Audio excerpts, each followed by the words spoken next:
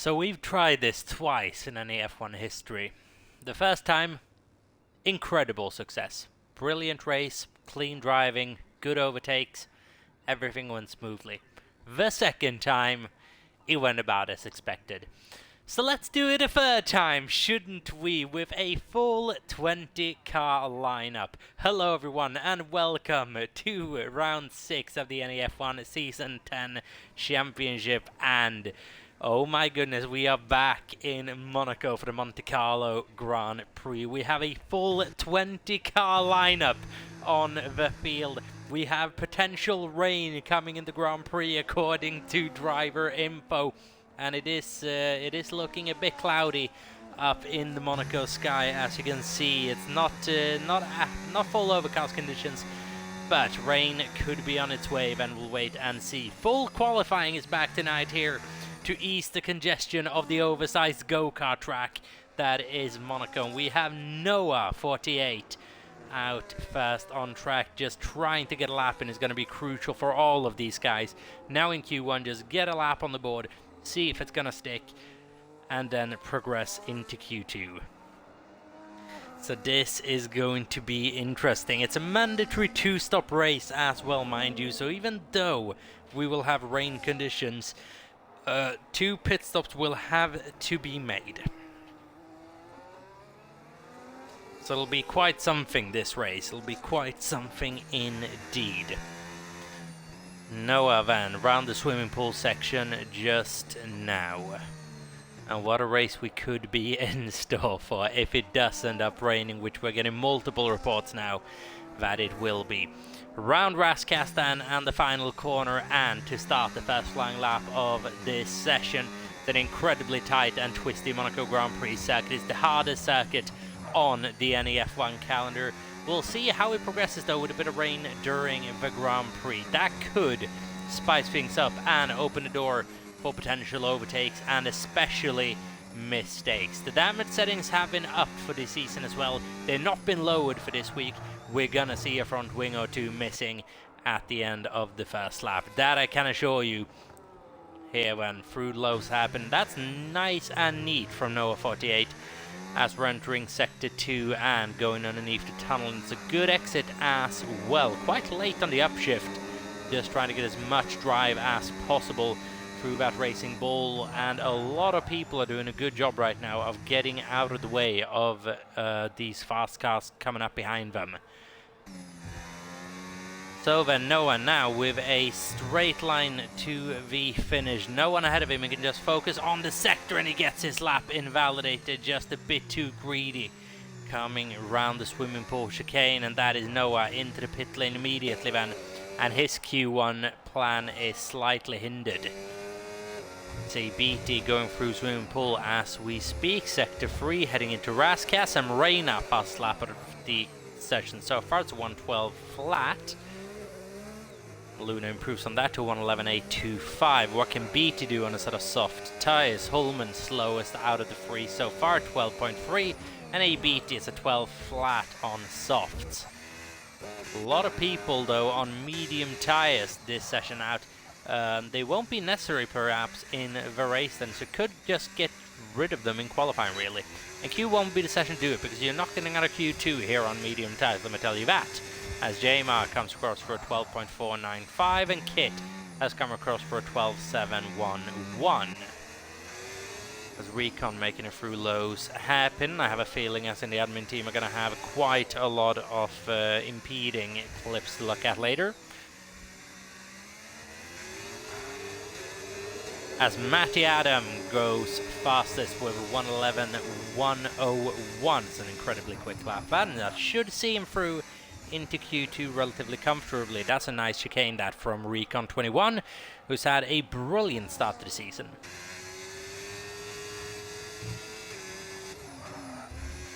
So here we go, and that is a nice line going through swimming pool, and now heading into Raskas. Do you go down in first? No, stick it in second.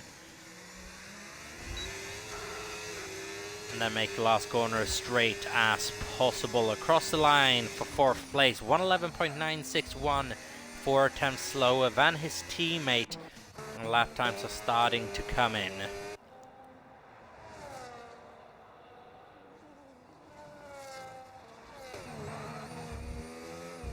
As here goes Darren then around the swimming pool and into Raskas. Purple sector 2, but that's on his personal best. Not a brilliant line through Raskas, and he needs some good straight line speed in order to make anything of this lap. What's it going to be? It's going to be a 13.993, only good enough for 13th place. Sloven Wigan ahead of Makis, who wasn't able to get above the 14s as of the time being. Ondracek then is back for the first time in 3 weeks. His teammate will have been severely missing him over the last couple of races. Now let's see what Ondracek is going to be able to do here, if he's going to be able to shake things up. Comes around the final corner to start a lap, and now we're getting into a situation where I think we can start working out who we're not going to see anymore this session. I don't think we'll see either Matty or Luna again. And Reina, Ray and Holman, they should be coming out for another lap if track conditions improve. Remember, now it's a full qualifying session, Q1, Q2 and Q3, and we are looking at the bottom 5. That is hybrid downwards for the time being. Ondracek has delivered a well enough sector 1, and now through sector 2 and gets a massive tank slapper on, heading into the final corner before the tunnel.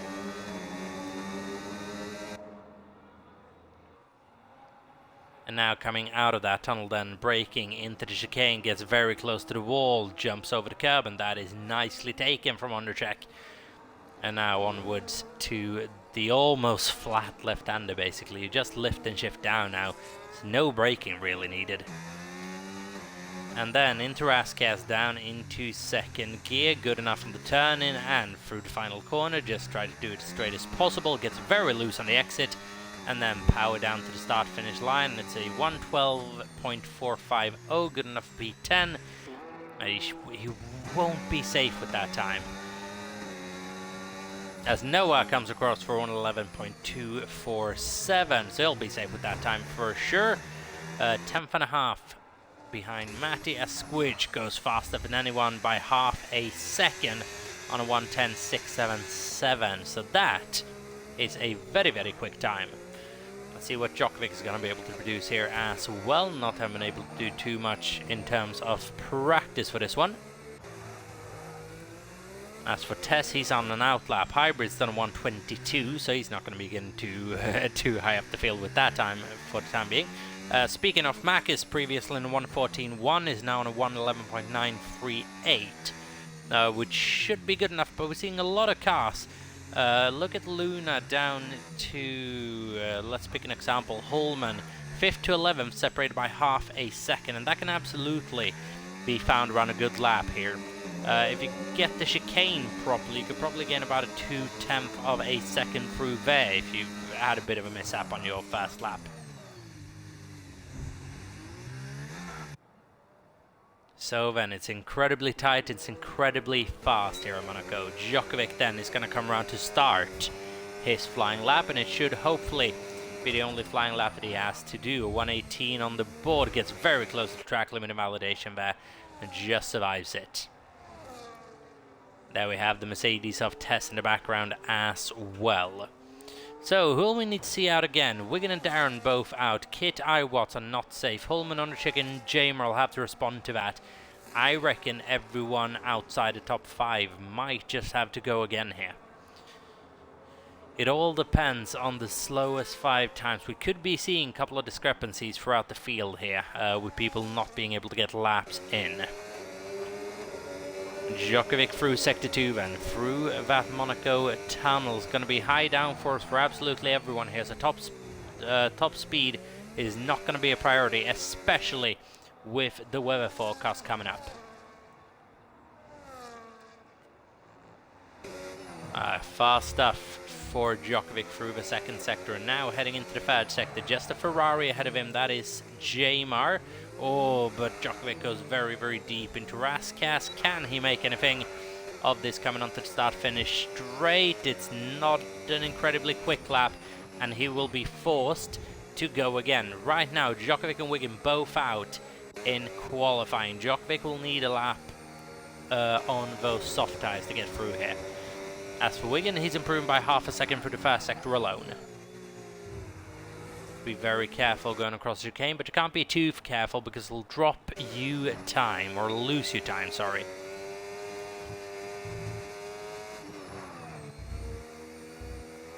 That's nicely taken from Wigan there. Nice line avoiding that curb. It's a bit of a longer line, but if you can get through it, nicely done indeed. So here we go then. Wigan's going to come across the line for a 1:12.335, good enough for P13, so that's right on the cusp.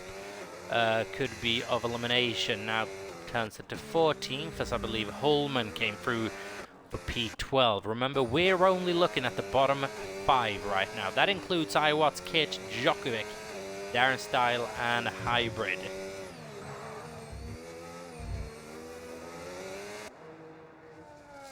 Darren into Rascast then.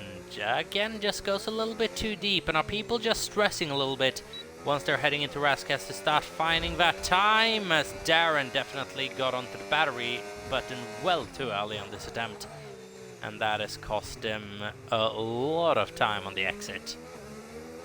A bit clumsy there from Darren, just going for a little bit too much power too quick. It's a corner where it is very, very slippy to begin with. As now Squidge and Tess is broken away from the rest of the field. P1 and P2 are the championship rival Squidge, needing a good result here, needing to keep Tess behind him and not let Tess extend that championship gap any further. Obviously Tess winning the Australian Grand Prix last week after a race-long battle with Matty Adam 98. Squidge not present for that event. Which means a 25-point swing in the championship, which could prove massive come the end of the season, that we are predicting will be relatively close. Tess Van looking to be the first ever back-to-back champion in the F1. Hasn't been done before, and we only have one 2-time champion, one 3-time champion as well. That is Djokovic, who's currently sitting in P18, but he has not been able to clinch 2 titles back-to-back. Could Tess be the first to do it?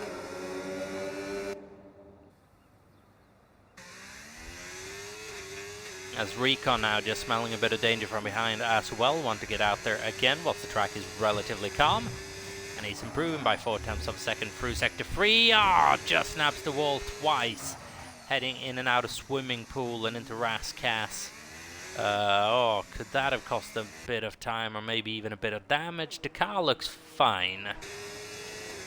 And he will improve up to a P6. So both Haas are sitting in P5 and P6 at the moment. It's Mr. Wilco and Recon. That is a very, very solid team this season.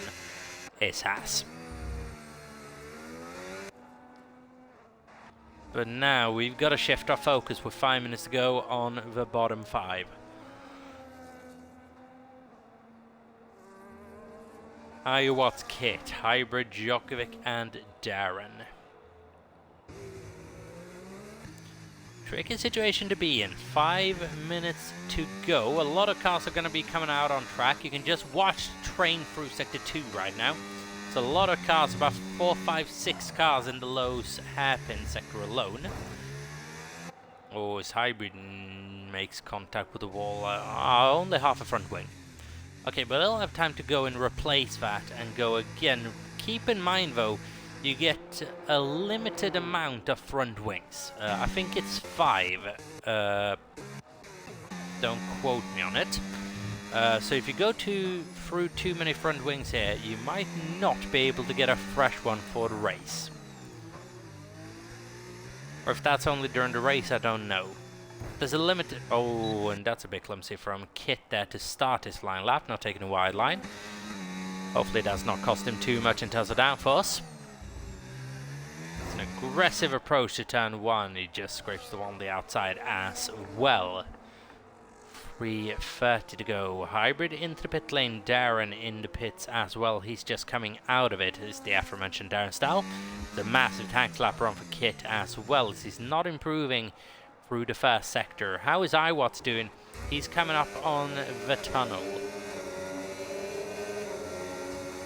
As the top 6 remains in the pit lane, feeling content with their times, and I'd have to agree with that. It's about a second separating Recon from Iwatts, who is the first car to be eliminated. And Iwatts improving by almost a second. Okay, So if everyone keeps that rate of improvement up, then Recon and Wilco could genuinely be in trouble here. That's if everyone does it. As here we go, iWatts then. Gonna come across the line. It was a bad sector 3 for iWatts. Goes P10, 111.9. That was a poor third place. Makis has retired from this session. And I don't actually know where. I believe on the start-finish rate. He's on a 111.9, so he might have been naturally eliminated here. We'll wait and see. So Makis right now, he's out of qualifying regardless. DNF'd through terminal damage, so I won't be seeing him again until the Grand Prix. But will he nab that 15th place, or will he be out qualified and down to 16, 17, 18? Tess is retired from the session, not fancying going out again. I don't blame him, as Djokovic has been able to get up to 10th quick as a 111.589. As Wiggins going to charge up his batteries for one more go at this. Kit is going through sector 2 right now, coming out of his game. Need to be careful on the battery as well, does everyone, because it's going to cost you time rather than gain you time by having it on the wrong places.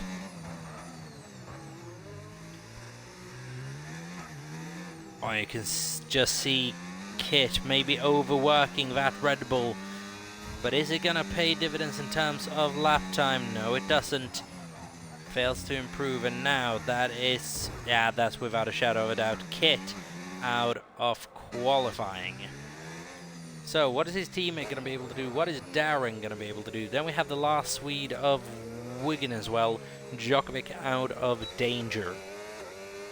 So Darren now coming across the line is not going to be an improvement that is good enough. It improves, but not close enough. So Darren, unless he can go for a second consecutive lap here, there might be improvement in that lap if we can hook it up, but it's doubtful. Then Darren would be out of qualifying. Wigan has a couple of seconds to get round, but he'll be able to do so. I believe Mac is going to be able to hold on to that P15, which means we'll have a 14 car Q2. I'm sure a couple of people will be happy with, as Wigan gets all over the place coming round the exit. As I don't know what kind of an attempt this was from Wigan, but he is out of qualifying. Is Wigan 71. So is Kit, unless he can just make it across the line. No, just misses out. Hybrid into the pit lane. Darren not improving. So that is your bottom 5. Can Holman escape? No, he can't. Invalidated lap. Holman is out of qualifying. So is Wigan, Kit, Hybrid, and Darren Style. Not getting their laps in quick enough. iWatts just survives by a couple of hundredths of a second, really. His last lap improvement, incredibly necessary, because put him right on the edge as well. Mac is in 15th. There's a Holman with just a couple of hundredths worth of improvement. Could have thrown Mac's down into 16th. But it wasn't to be, as Djokovic has retired from this session due to terminal damage. And at a point where there's no competitive running, Djokovic is out of the session. For no reason, he was pushing it to the end, and that has cost him a chance to advance further up the grid. We'll have a 13 car Q2. And that is simply, I was going to say something quite harsh. It's simply stupid for Djokovic to keep pushing around a track like Monaco. Once the checkered flag is dropped, then you are well within safety. Djokovic out in qualifying as well.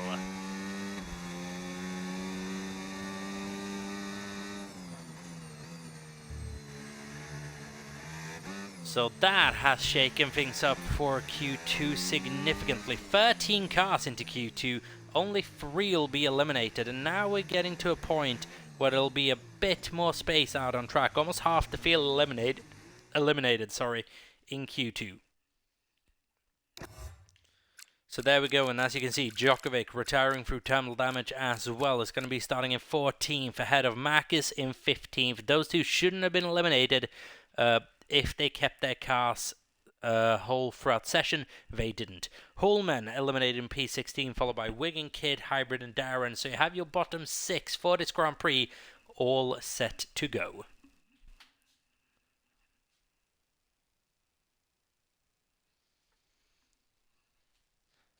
But this is very much proving the point of why we needed a full qualifying session around Monaco as well. An 18-minute qualifying session here with 20 drivers would have been, let's just say, slightly chaotic.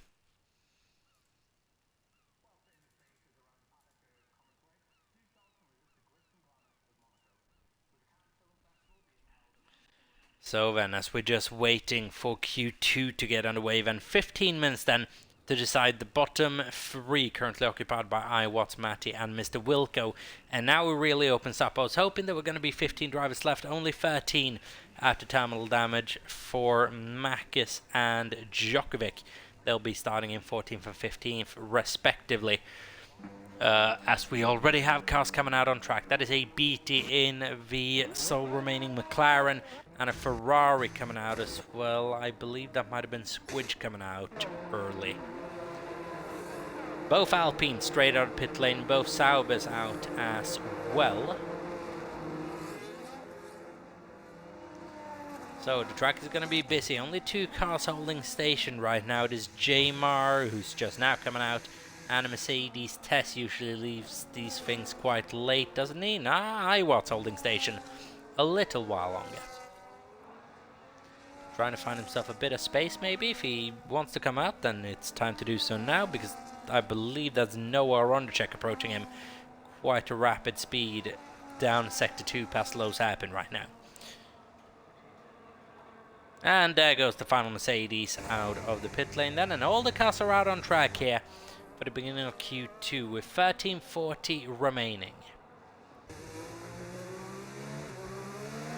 Matty looking good through Q1. Not quite as good though as Squidge and Tess ran away with it by a couple of tenths of a second. Could Squidge continue to have a good showing here in Monaco? He is good in the rain as well, an area where Tess seems to struggle a bit in comparison. Tess desperately needs that pole position in order to have that battle with Squidge potentially for the win here. If Squidge qualifies on pole, there's a chance that he will be able to pull away of those first couple of laps, and it's going to be incredibly hard overtaking in the rain around here. It'll be incredibly hard in the dry, but in the rain, I'll open up for some mistakes, but it'll make an on-track, regular on-pace overtake next to impossible. We'll wait and see.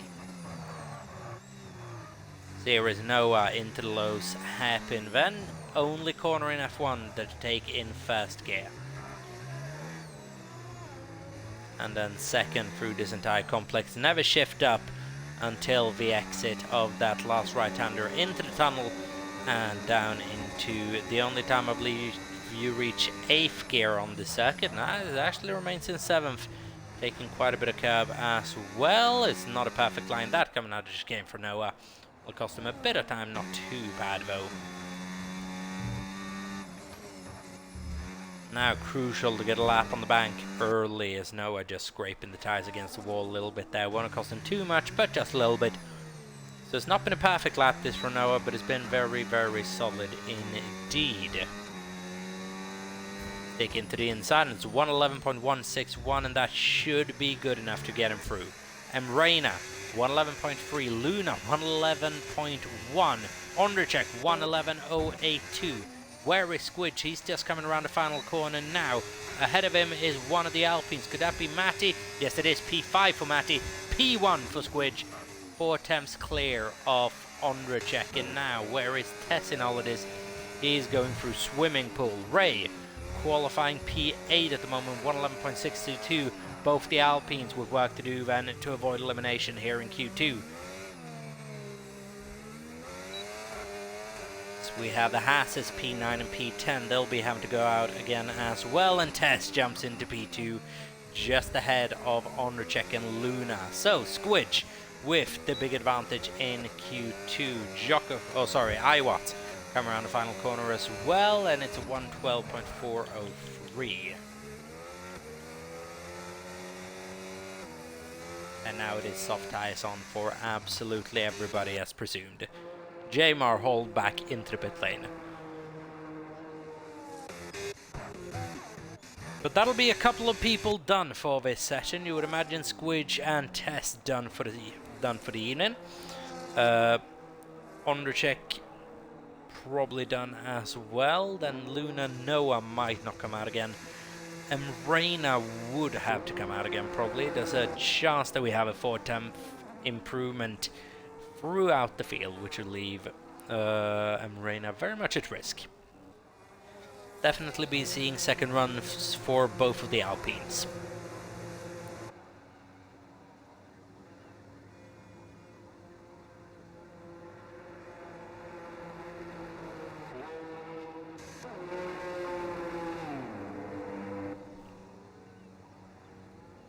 So a lot of traffic in the pit lane. iWatt's the only car out on track at the moment, not in the pit lane, and that's about to change. So now we're left to look at nothing. I'll probably remain that way for just a little. Actually, Jamar just comes out to give us a bit of entertainment.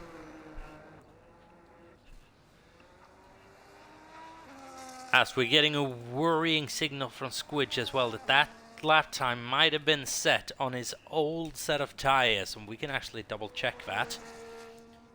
From what I can see, no. Which is... is that just him trying to scare the opposition a little bit, or is that an issue with the game? Who knows, but it says there's a new set of tires on for Squidge for that lap.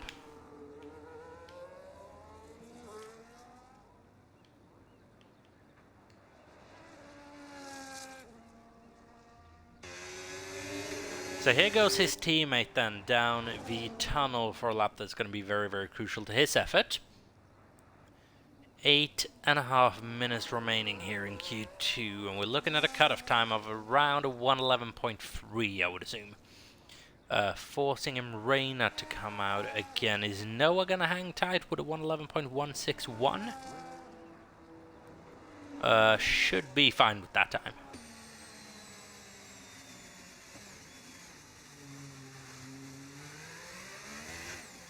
So here we go then, Jamar runs the final corner, and Noah has elected to be fine with that time. It's retired into the pit lane. As here goes Jamar then into the first corner, quite aggressive on the turn-in and up the hill that saw Kevin Magnussen cause an airplane crash just a couple of seasons back, or one season back actually.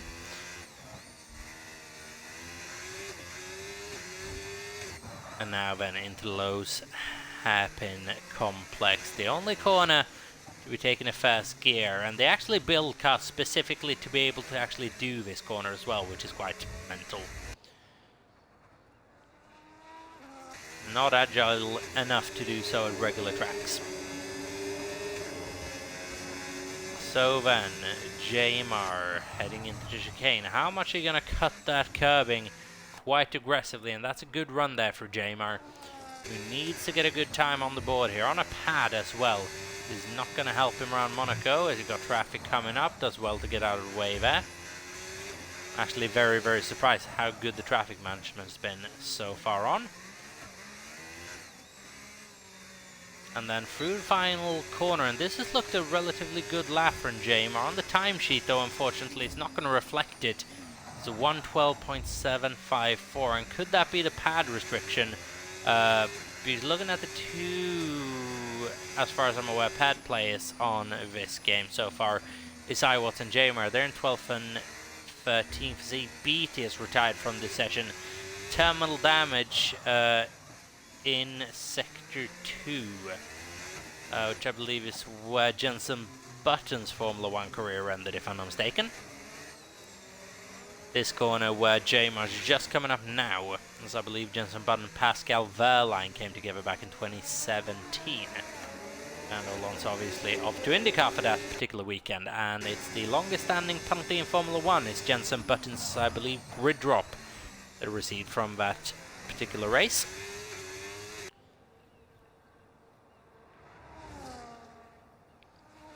So here goes Recon Van through Swimming Pool and Casino Square.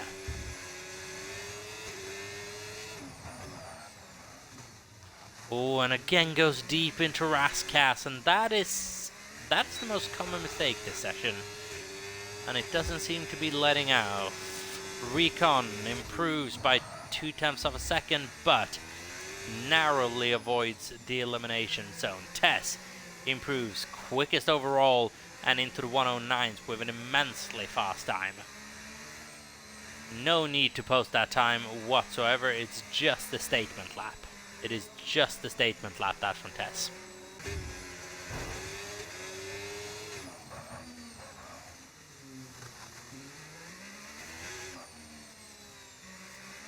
Then we have Mr. Wilco coming around the final corner. Then what is he going to be able to do? Is he going to be able to push his teammate down? Yes, he can, because Mr. Wilco, P3 with a 111 flat. That might be pace that should be having Noah worried, to be honest. Don't think this calls for it, but he's now sitting in P6. And I'll be happy that he retired from this session with a 111.536.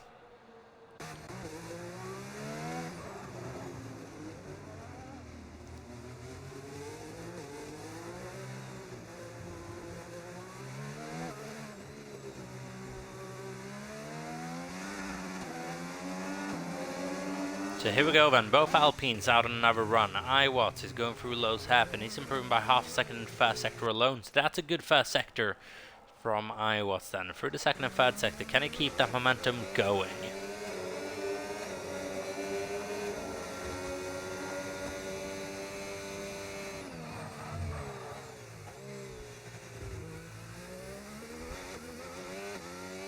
Nicely done there for Iwatts, heading into the sweeping left-hander before the swimming pool, and that's nicely done. He's still improving.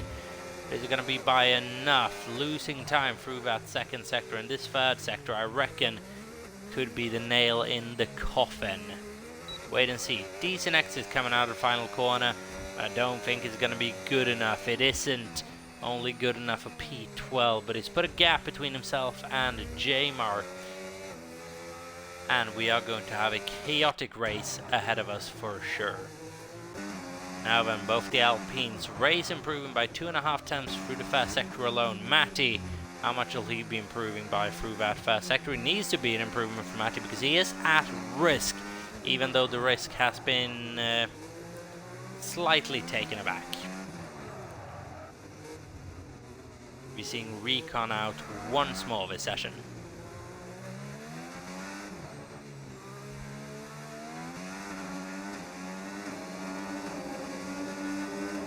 And this should mean now as well that Noah's safe from elimination. Iwatts or Jamar needs to improve past them in order to see him out here. Even if a Recon moves up, then we have BT to take that P11 spot. As here comes Ray and improves up to a P6 on a 111.152. It's a good lap.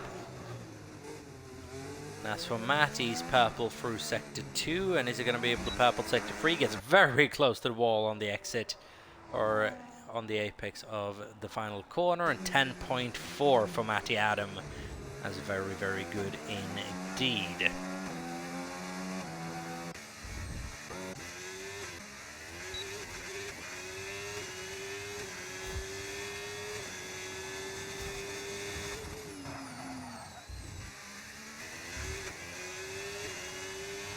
And here we go, then Emreina for quite an important lap because he has got Recon behind him. Then Iwatts and Jamar need to find a big improvement. I don't think either of them are really going to do it. Jamar needs to find well over a second and a half in order to make it up in the top 10 here, which is going to be tricky. Emreina though finding a 10th in the first sector. And this situation again means we're looking at a session in Q3, which is only 9 cars. So you beat the unforced error. Oh, there goes some rain out of a session, turning in too early, and that has interrupted the lap of Luna as well. Yellow flags through the chicane, and Jamer will have to take avoiding action. That is Emreina out of this session. Then we're looking at an 8-car Q3. Which is it's going to provide plenty of room for the fastest ones But Iwat's recon now, is he going to be able to get another lap in here?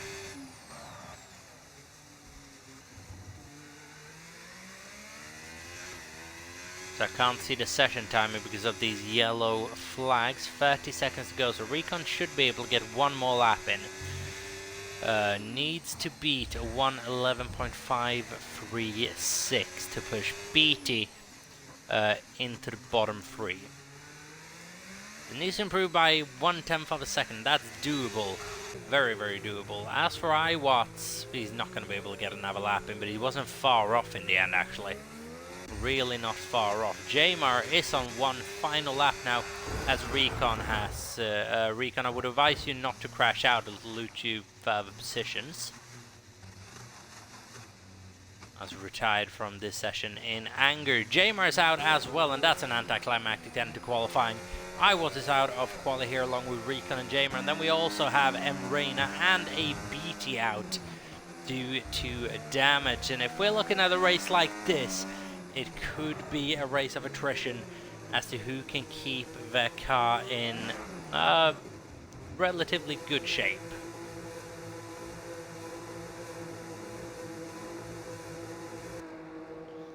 It's a lot of terminal damage retirements early on here in the Monaco Grand Prix. There's a lot of stuff going on early.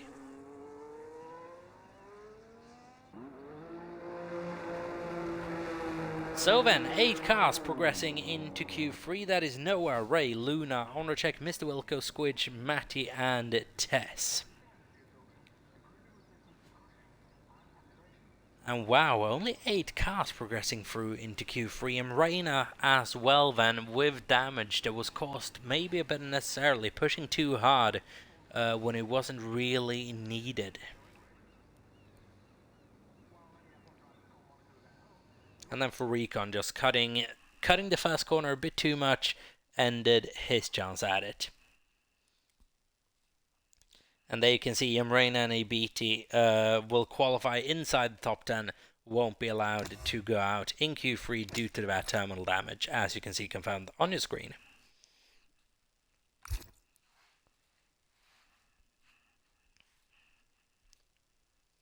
But that is an immense lap from Tess, 109.928.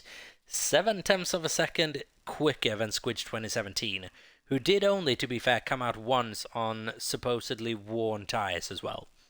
So this is where it all counts then, and this could be what decides the winner, incredibly, of the Monaco Grand Prix as well. Q3 is upon us, and we are looking between Squidge 2017 and Tess. Matty might be able to get up there as well with good pace. We have 8 cars in Q3 for the smallest session we might have ever had in an NEF1. I don't think we've ever done an 8-person Q3 before. We've done a 9 plenty of times.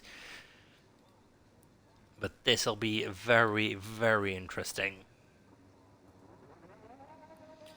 As Matty's commenting there, saying he's quite positive we'll see at least one safety car today, and I'm inclined to agree, good friend.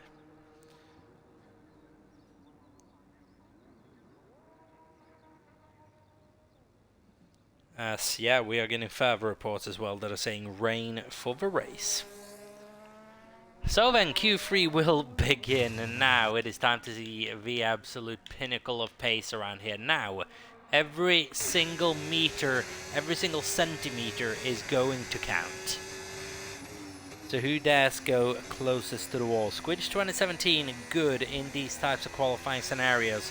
How comfortable is Tess around Monaco as well?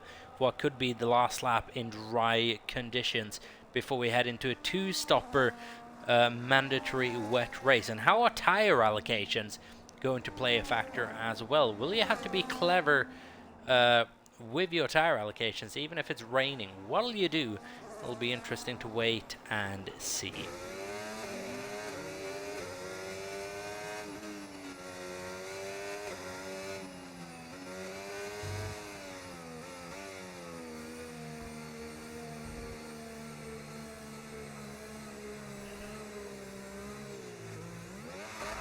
So then, Tess into Raskas, then it's a car park through Sector 3 And everyone's just going to be slowing each other down, trying to find space on circuit.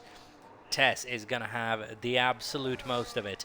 Then comes one of the Alpines of Ray. Then comes the second Alpine of Matty, followed by one of the Racing Bulls in a Ferrari and the second Racing Bulls. And there's a lot of cars out on track right now. So here we go then. Tess just finding every single millimeter of tarmac out there, getting very, very close to the walls inside of Sector 1. And oh, that is close. Heading into Lowe's hairpin as well.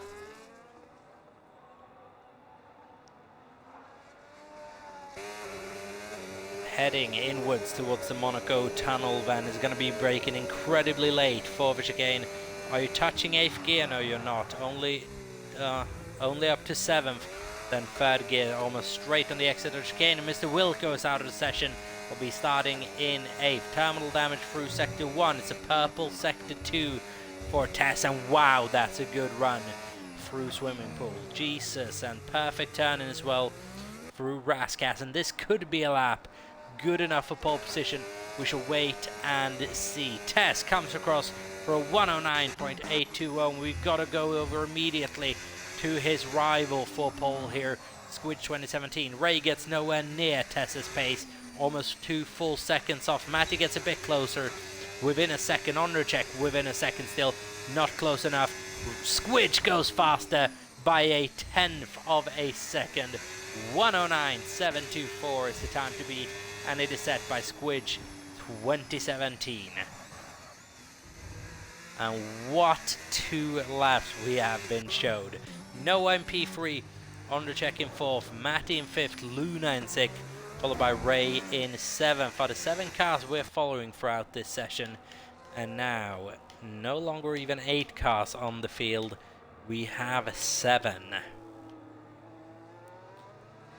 As you can see, they're less than a 1/10 of a second separated top 2, but then 2 seconds separate P1 to P7. So it is incredibly hard to hook up that quick a lap around here.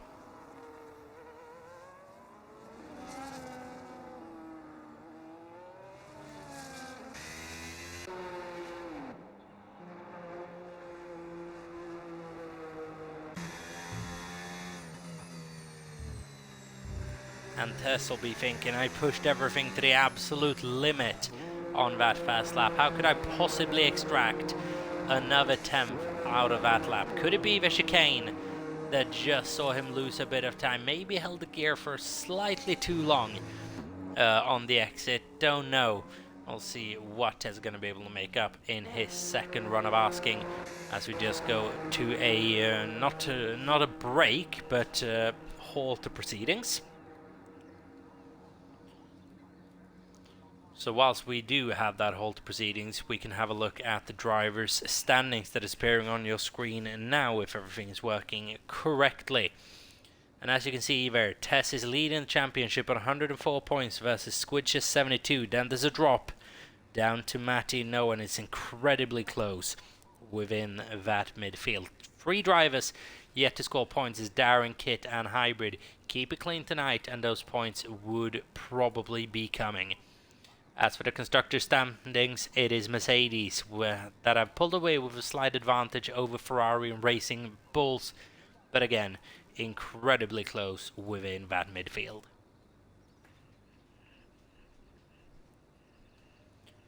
But it is calm before the storm in Q3. Is someone perhaps heading out on track? I'm seeing a mechanic. Yeah, I'm seeing 2 mechanics out for Alpine, even as some rain has left session. We'll work on getting him back. Both Alpines coming out then, maybe going for 2 runs here, or just opting for a bit of clear track. Luna is able to interrupt that run and get in between them.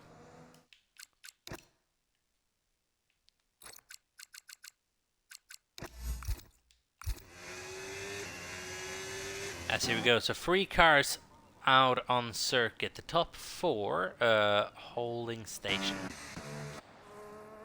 So Matty, is he just thinking use this to your advantage? No cars out on circuit, just try to get 1 extra lap in. He's not going to be able to get 2 full runs done, surely, with 5 minutes to go now. See if he's fueled for 2 laps, but I don't see that being beneficial around this place.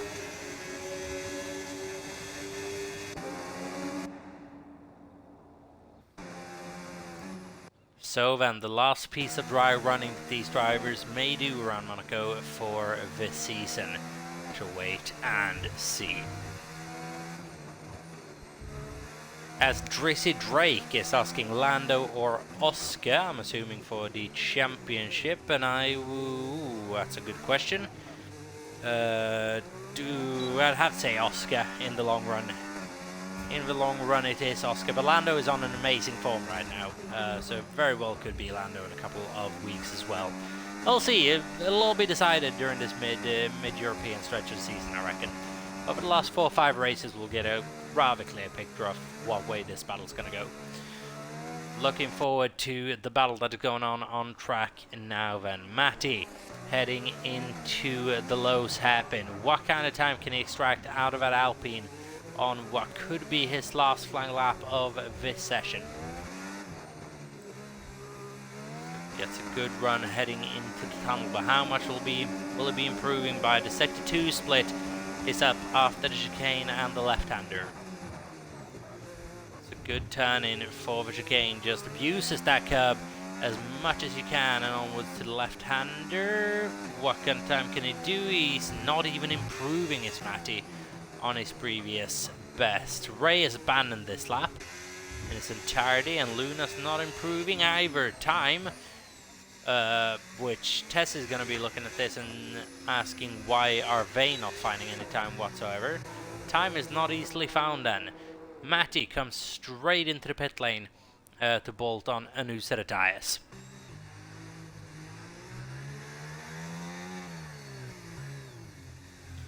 And Duker70, a lot of 7s actually, saying, is Max really going to Merc? I've just heard rumours, and I would assume he is really. The Mercedes, well, the Red Bull Dream Team is completely broken up. Christian Horner's left. I don't think Helmut Marko's too far behind. It's a one-car team, which apparently the leadership is quite upset with. And obviously it's the Austrian side of Red Bull that wanted Horner out as well, not the Thai side who stood by him for a long time. I think Max, he obviously, it's a well-known performance clause, and if he's been able to trigger that, Mercedes is going to pay, because it doesn't contribute to the cost cap, and they've been open with, we want Max if an opportunity arises. So I think that news will drop in a couple of weeks, that Max is actually going to Mercedes, yeah. I absolutely see that happening over the next month or two. Here comes Luna into the pit lane, and Ondrejek is on a flying lap. So Van Ondrejek's last attempt at something here is not a quick one, is dual outlaps for Ondrejek. Matty coming on an outlap, so is Noah, Tess and Squitch.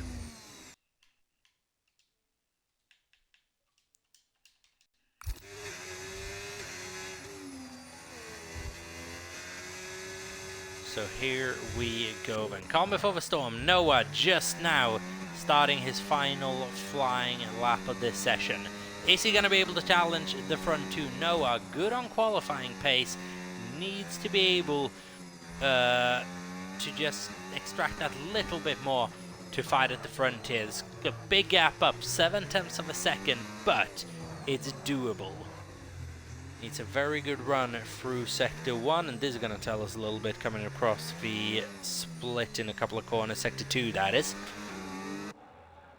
So Alpine does well to get out of the way. As for Squidge, he's just started his flying lap, so we'll have a look at the Sector 2 split for Noah before we go on board with Squidge. See what kind of time he's going to be able to extract. As for Tess, he's about to start his last lap.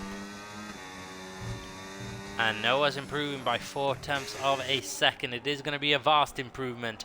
Is it going to be enough through Sector 3 as well? Squidge is going to be pushing like crazy on this final attempt. And oh, that is quick around that chicane. My goodness. And here we go then. Through the left-hander, through swimming pool. He's improving by another 1/10.5. And he is putting a distance to Tess now and saying, haha, you can try. I'm gonna make this as difficult as you can. Noah didn't improve substantially. Squidge makes a mess out of the final corner, doesn't improve. Now, that opens the door for Tess, who doesn't improve for the first sector, but time can be found through 2 and 3. Squidge crashing into the wall, I think, just out of frustration.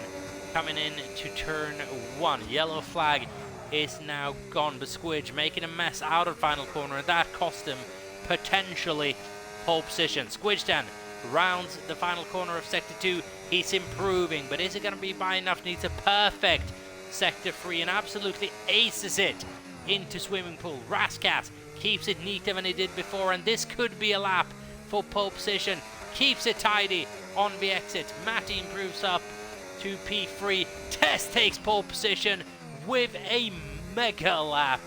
109.458, and I don't think there was any beating that. Matty in P3, Squidge in P2, Noah in 4th, Ondracek in 5th, with Ray in 6th and Luna in 7th. What a lap from Tess just at the end. Jesus Christ, what a lap. And that is all in that final sector. Very, very well done to Tess for an amazing lap there. A 109.458. Gap Squidge by 2.6 tenths. Heading into the rain, that could be very, very necessary. Tess with the most important pole position of the season and in NEF1 potentially as well ever. Now then, we are going to a couple of minutes worth of a break before the Grand Prix. But what a lap that from Tess. So then, it is absolutely pouring it down for the Monaco Grand Prix. Don't go anywhere. We'll be back in a couple of minutes for the Monaco Grand Prix coverage, which is set to be interesting, let's just say that. Don't go anywhere. We'll be right back with you in a couple of minutes for the Monaco Grand Prix.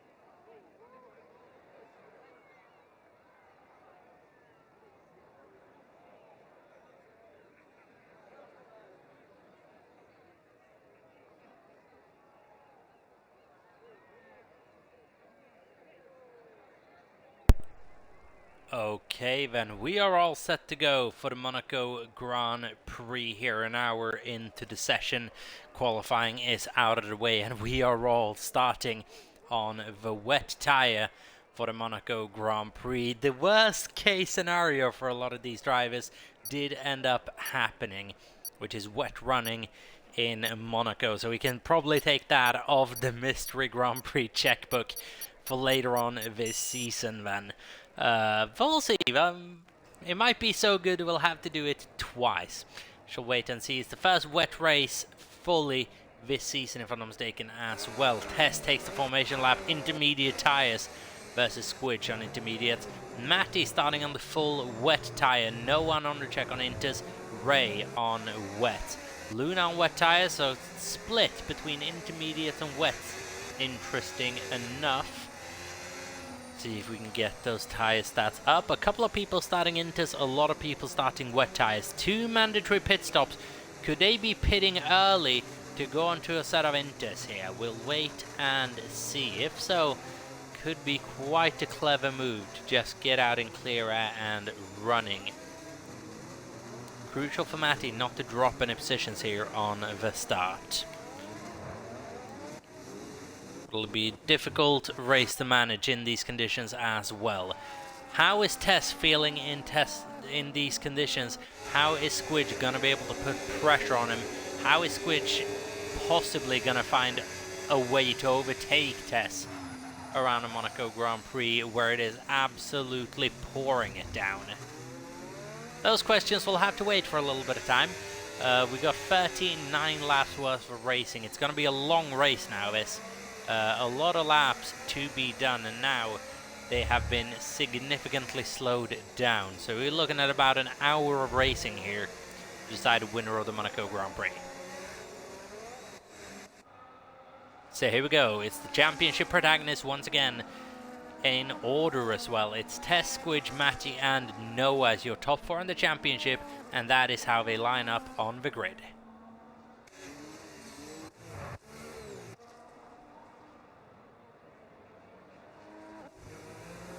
So then, wet conditions at Monaco. It is the harshest race that NEF1, I'm quite sure, has ever done, as now everyone is lining it up on the field. So here we go then. Darren will line it up in last, and we are set to go in Monaco for the Monte Carlo Grand Prix. Let's get this going then. Tess on the inside, Squidge on the outside. We have 5 red lights, and it is lights out and away we go. We can't see anything due to that little predicted strategy screen, and Tess gets away well, covers the inside off the start. A couple of people bogging down. Djokovic not having a brilliant getaway at all, and we have carbon fiber towards the back corner, but nothing major, I don't think. But a couple of people will be coming in for new front wings, you would imagine.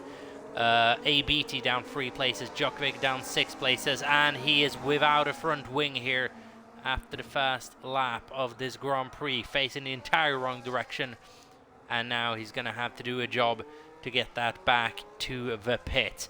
Tess then leads this Grand Prix from Squidge and Matty. Couple of gainers on the start. Kit got away well, and Holman, they're the only 2 to gain more than a position. Now Recon and I was battling away as well. What is going on there? It's very close between the 2 side by side, heading into the tunnel. Slight wheel-to-wheel contact as well, and now BT will have a little look at Iwas. Is not going to be able to get that done, and Iwas is without front wing emplets as well. BT will notice that coming up to this next corner where the Mercedes of Iwas just doesn't turn. Djokovic, 10-second time penalty for corner cutting, you would assume, for jumping the chicane, because he has no downforce whatsoever on that car. Matty comes into the pit lane immediately then. I would assume intermediate tyres going onto the car. Ray is doing the same. Is he going to be held up by anyone else? No, because no one's doing the same strategy.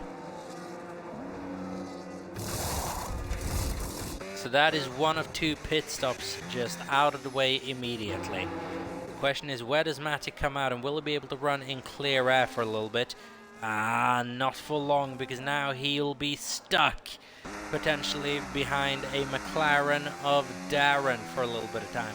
How's he going to be able to navigate past him? We'll find that out in a bit of time. It's not worked out as I'm sure Matty would have been hoping it would have. Tess right now is running along nicely here. 8/10 of a second ahead of Squidge.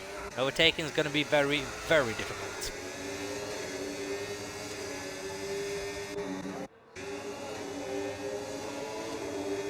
As I say that, Luna is within half a second of Noah, but not anywhere close enough to make him over.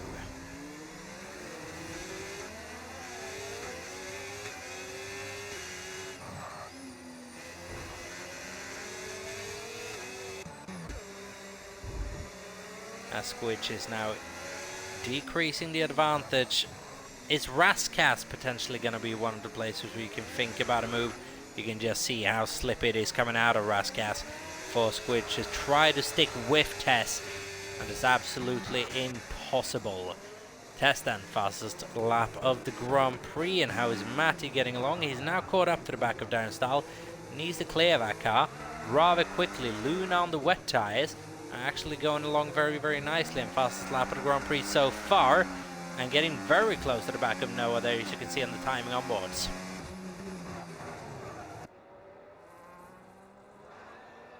So how is Matty going to start clearing this traffic, or has he made a big miscalculation in pitting too early and not letting the field thicken out?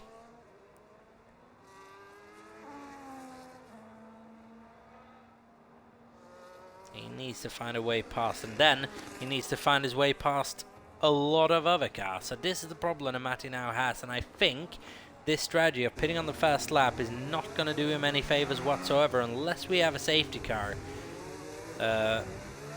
in about 6-7 laps.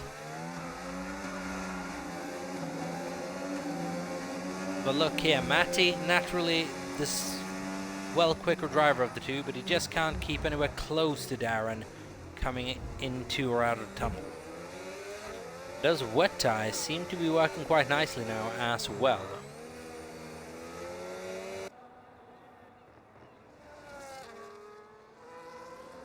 Must be said, Luna doing very, very well in wet conditions. Was doing similar things a week or two ago in Australia, as well as Kit's retired from this session. Coming out of the hairpin, and that's a virtual safety car out. I don't actually understand how that contact's happened, but Kit becomes the first retiree of this race. Then we have a virtual safety car, and you would imagine a couple of people are going to get stops out of the way, but only Beatty does.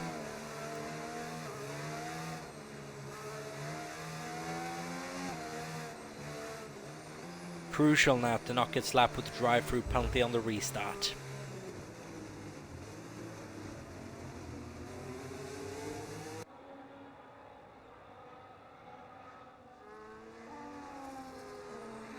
It'll be absolutely crucial, as I think we're starting to gear up towards green flag running again.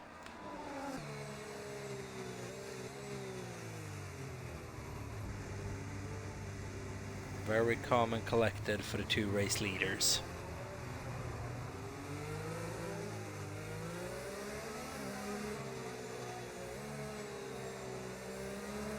As you can see, Squidge is just right on Tess's tail.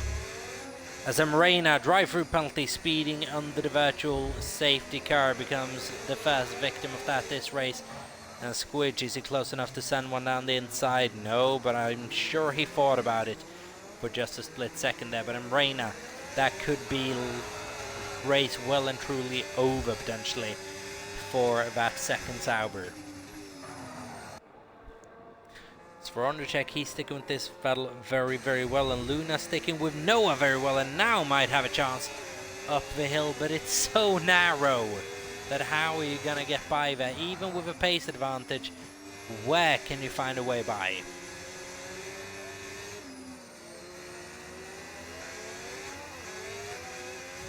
Maybe down the inside into the right-hander, could have worked. Not quite. Down the inside into Lowe's hairpin, no. Just issues a little love tap instead, coming out of Lowe's hairpin. I'm sure in her mind that a little love tap meant please hurry up a little bit.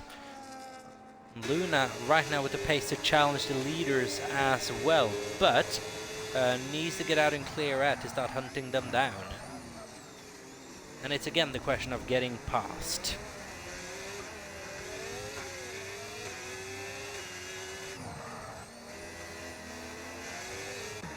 And Squidge so very, very close to the back of Tess, and now into Raskas. No, Squidge just keeps his line a bit open as he gets a massive tank slapper on mid-corner.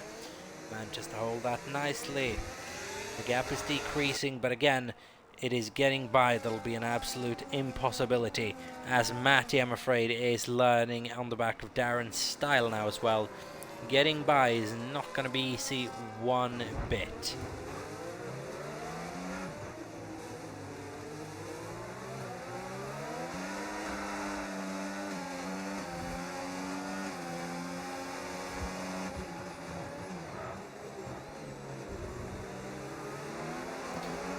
As this will make things complicated, and Rain are now fighting for position with Darren's style as well. Did those two just make contact? Is the front wing of Marina still whole after that? Very hard to see, but I think so. Ray now getting past Matty as well in the confusion. And there are position switches here and there. And Reina trying on Darren as, for some reason, ghosting.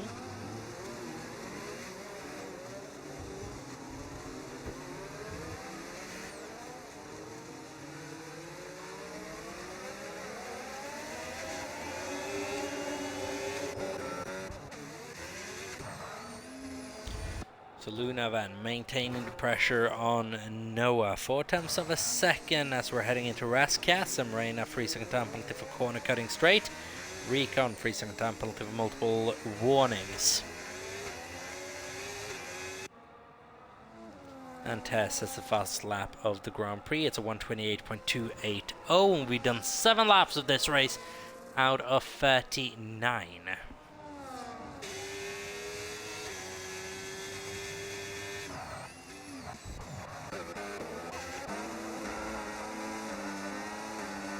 Now Ray might be sizing up a move on him. Reina down the inside and Sandevot, but no. And wet running right now is the absolute bane of this Grand Prix by the look of things.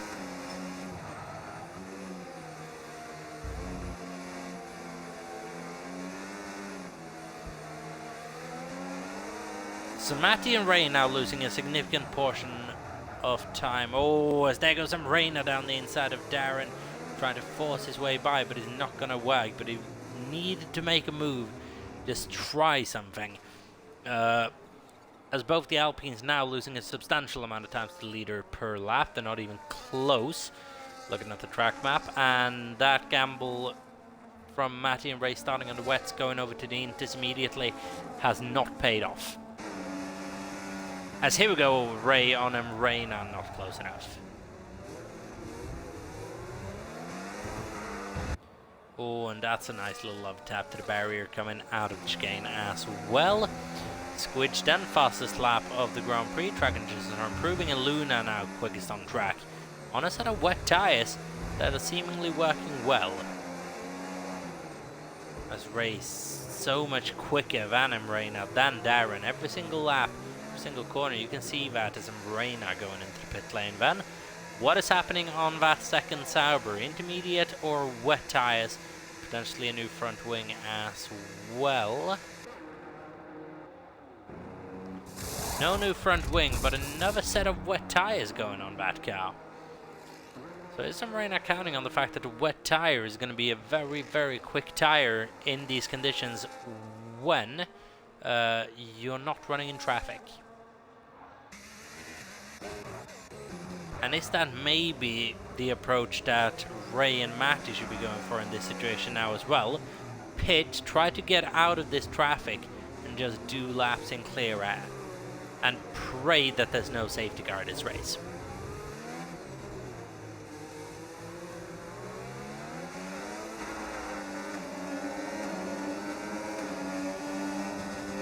Because they are not getting past Darren. Overtaking right now is actually an impossibility, as Tess expands his lead almost just up to a second there for a brief time, heading through Sandevot, just down coming up the hill.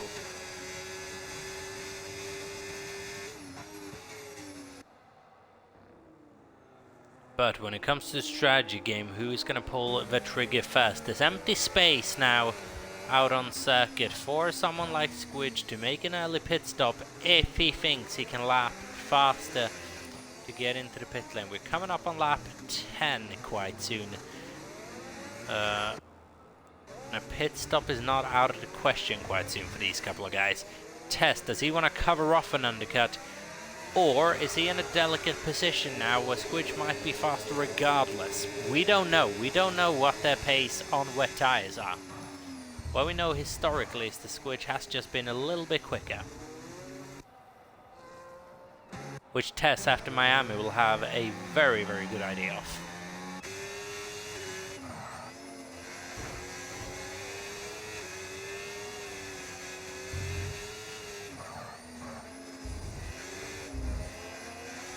I believe Luna's wet tyres have started to not fall off entirely, but lose their purpose a little bit. As Squidge comes into the pit lane then to make a move. Intermediate tyres. He should be coming out in clear air ahead of his teammate as well. A Jamar who's created for himself a beautiful position here in this Grand Prix as well. 6th place, completely uncontested.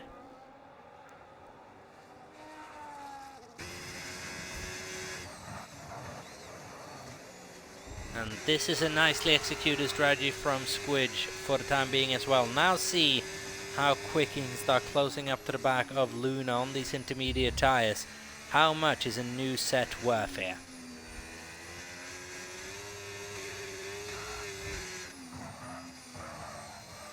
And can he out-strategize Tess? Does Tess now go long? Wait for a safety car that has... we've not seen any real incidents here in the first 10 laps of the Monaco Grand Prix, or is he forced to respond to this, or is it already too late? We shall wait and see what Tess does in just 2 corners time. So here we go then. Does Tess tuck to the inside and go into the pit lane, or does he stay out? Now Tess comes in into the pit lane nicely. Now we'll see if this gamble from Squidge has paid off. Tess responding immediately, and Ondrejek is staying out there alongside Luna. Squidge versus Tess now on this pit stop. Tess's tyres are already on. I don't think this is going to be close actually. I think Tess is going to have this one covered very comfortably actually. If anything, an overcut might have actually been the way to go here. Yeah, the overcut actually seems the most effective around Monaco in these conditions. So Squid tried something, it did not work. Ondrejek will now learn from this and say, overcut? Could I perhaps overcut Tess here even, if those tyres don't start firing up immediately? The Squid will be disappointed with the fact that that gamble did not pay off one little bit. He'll be quite relieved though that didn't actually lose to position Noah. All the time being slightly upset, I'm sure that Jamar didn't appear ahead of Noah out of pit stop, and that could have been the racing balls taken out of the equation for the rest of the Grand Prix potentially, just because it is so hard getting by. So here we go then, Ray just on the back of Holman, who gets a bad exit. And could Ray actually pull a move off into the chicane here within 0.2 of a second? Pulls to the inside, and he is going to have a go here. Down the inside into the chicane, gets that move done. Holman has to tuck in, and Ray makes, I believe, the first overtake of this race. and he's up in 7th place, and now Matty will be next to follow, but he's fallen back a couple of seconds on his teammate.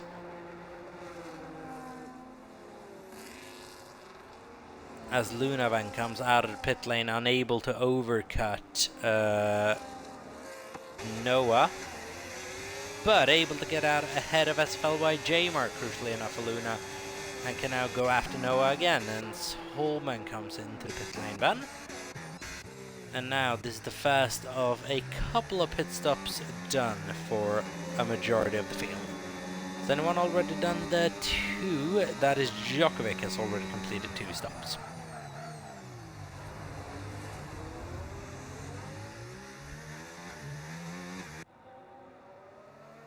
Ondrejek now running along relatively nicely in first place. Is he going to try to do something and go along?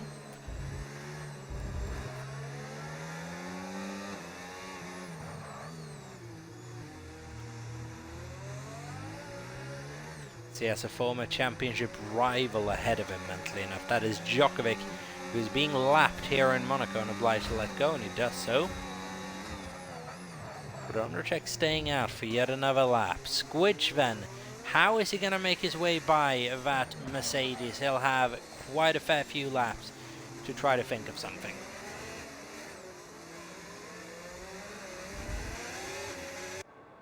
Same goes for Luna. How is she going to be able to get past that Racing Bulls?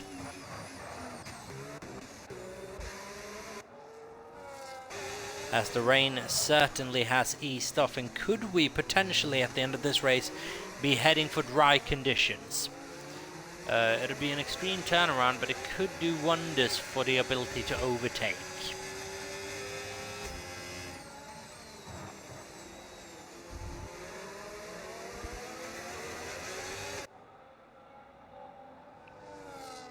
Because right now maintaining any sort of gap is, or keeping any sort of deficit is very, very hard. It's so easy to just fall back further, which is the problem for every single driver right now. Biggest gainers of this race, Jamar, who, has he made his pit stop? No, he hasn't, but he's put himself in a very good position by just staying out a bit longer, and I'm sure, oh no, and that is, just I say, Jamar out of race, virtual safety car, and now both of the leaders have to respond to this. They have no choice.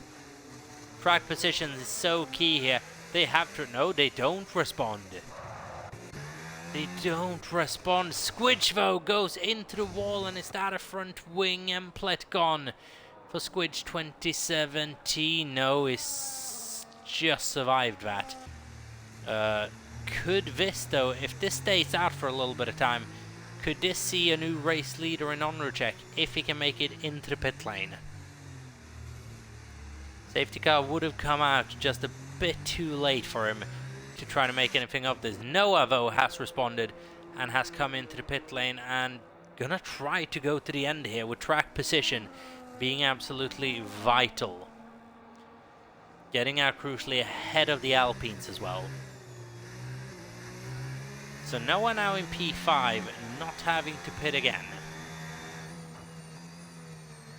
It's a very, very cheap pit stop. If we have another safety car or virtual safety car, this gamble isn't gonna really pay off. But if Noah can keep these tires healthy for 25 laps, then it'll be, well, one of his best performances in NEF1 to date. Green flag, and we are back racing. Ondrejek will be, I'm sure, very, very disappointed that it didn't last a couple of corners longer. But Jamar was doing so well, just unfortunate to catch the inside of that chicane barrier and out of the race instantly through terminal damage. Jamar then becomes the second retiree of the Monaco Grand Prix.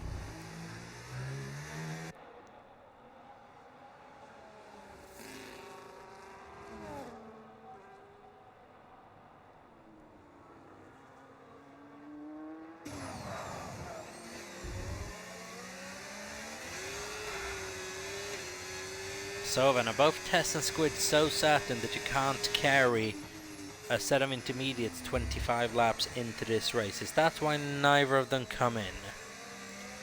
because you do need a big pace deficit in order to be vulnerable to an overtake here.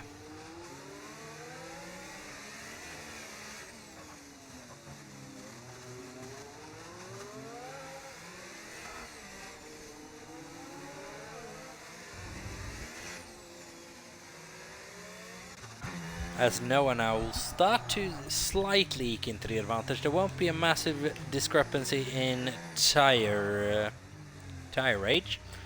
About 2-3 laps. So Noah's not going to gain too much from that pit stop, except that he's gotten his second pit stop out of the way in short time. So both the Alpines run along P6 and P7, Recon in P8, Beatty in P9, and Wilco in 10th. An interesting race so far out. Ondrzejczyk just going along, doing lap after lap after lap. Needs to get 2 pit stops done this Grand Prix. Might be time to start thinking about the first one. Wait and see. Test fastest lap of the Grand Prix. But is Ondrzejczyk also now going to start playing the strategic game to help out his teammate?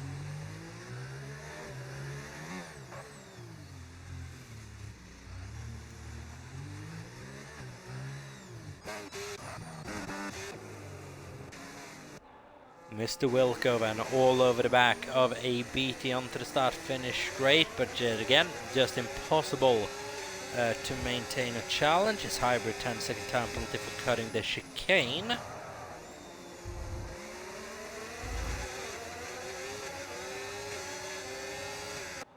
And following at this track is seemingly an absolute nightmare.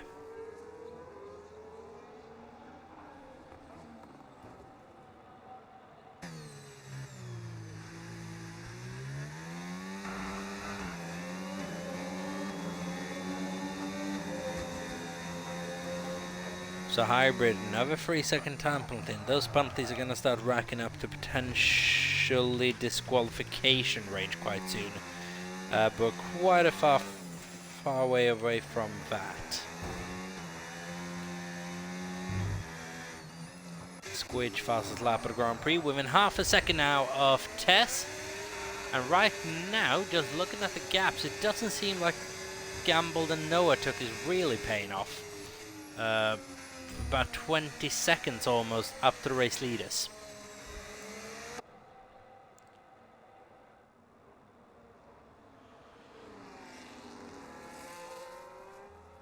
But as I say that, he's responding with the fastest lap of this race.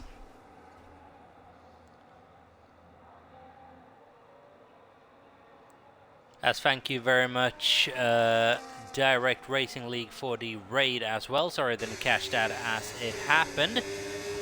As Mysterious says, who's in Paris. I don't quite know how to respond to that comment, I'm afraid. But thank you very much for the raid if you are still in. Sorry that I missed it. It's been a lot of stuff going on in this Monaco Grand Prix. Mr. Wilco still very much on the back of a beat. We just can't find a way past whatsoever. They're making contact into the low hairpin, just a little love tap here and there, but just not creating that momentum needed. BT gets a bit messy coming out of the corner, but no, still. And Squidge is going to be facing the same problem. He is probably significantly quicker than Tess in these conditions, but it is impossible to find a way by, as Luna 22 flat could be a problem should strategy align well here. Fastest driver out on circuit right now. Only haven't done one pit stop though.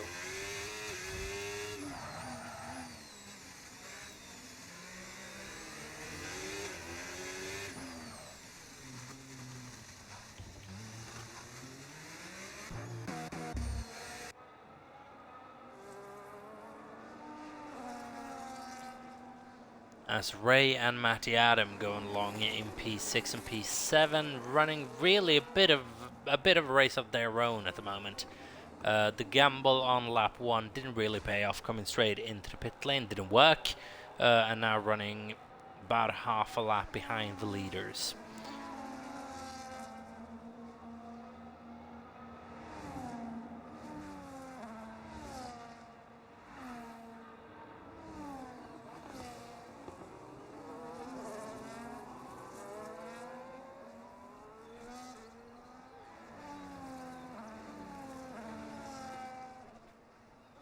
So then, very, very processionary at the moment.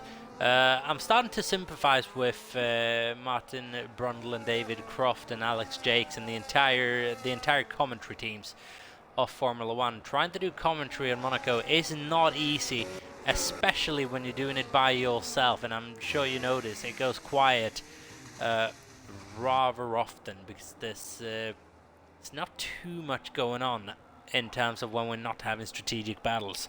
We're about half an hour into this Grand Prix. We're about at half race distance as well. And Squidge is just trying to find some way to attack Tess, but it isn't happening. Meanwhile, the two are trying to catch up to the back of Ondrejek, and those tyres of Ondrejek, 20 laps old now, and they're holding on.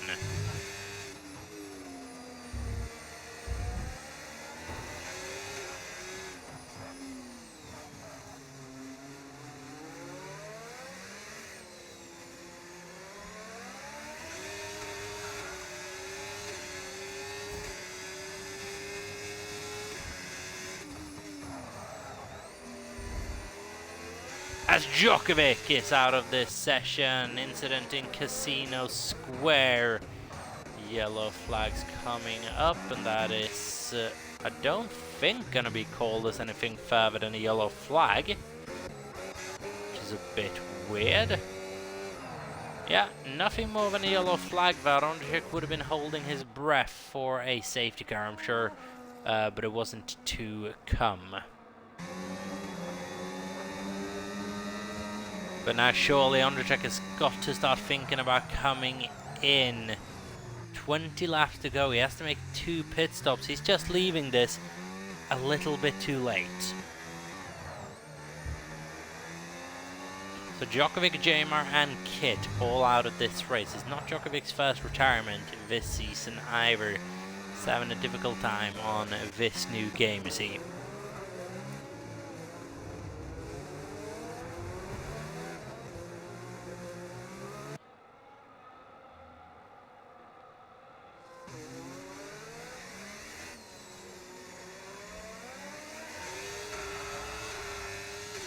So then Ondrejek, Tess, Squidge is your top 3 right now. Ondrejek, is he just sat there waiting for an opportunity that might not come with a safety car? Is that where we're at right now? As for Luna, she is closing the gap on the leaders. Was 10 seconds, now down to 7.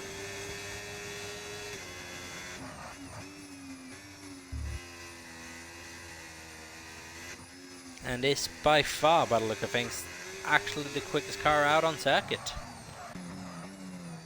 Noah's gambles not really paid off yet. We'll see how the race continues on. Halfway distance now, as we have 3 cars out, and the safety car could shake up everything at this stage.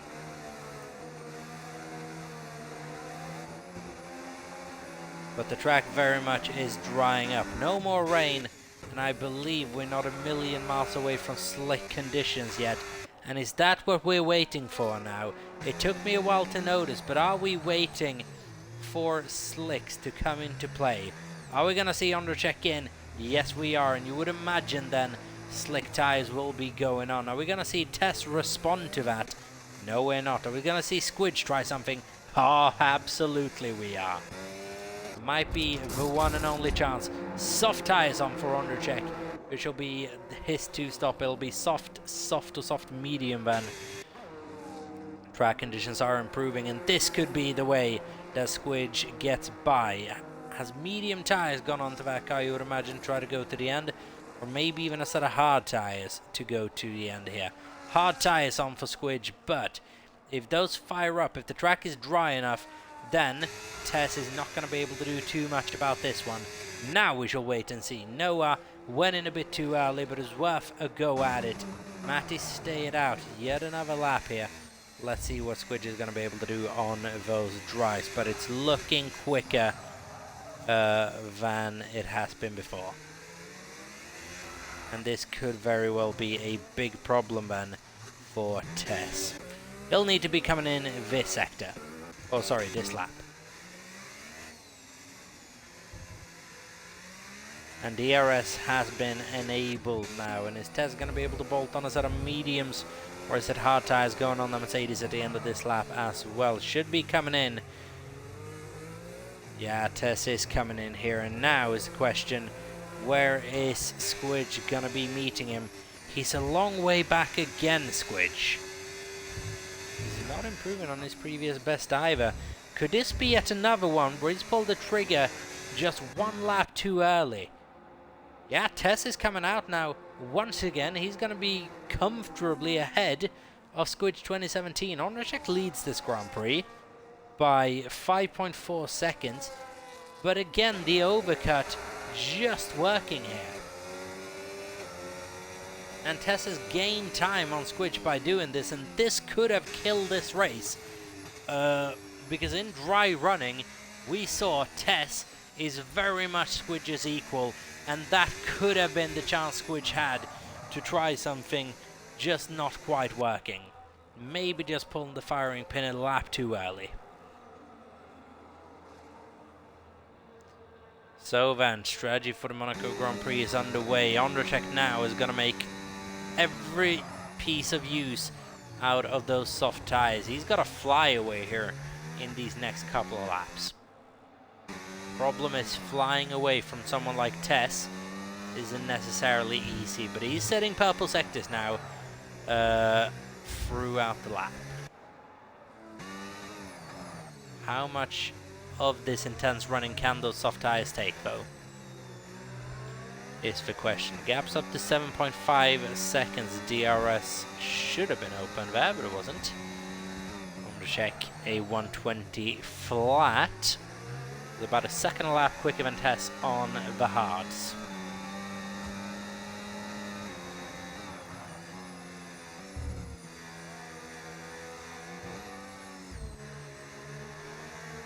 So then, Ondrzejczyk's only hope for a, what could be a podium here, is going to be a safety car, a virtual safety car. Luna's been able to get out well ahead of Noah, who's lost out a lot of time during that transitioning phase. So something has gone wrong for Noah this Grand Prix, strategy-wise, to not have paid off one bit. Ondrzejczyk leads then 7 seconds from Tess and Squidge, who's again right on the back of him. Now, though, he'll have DRS and a lot more grip coming out of the corners. Can you somehow find a way by?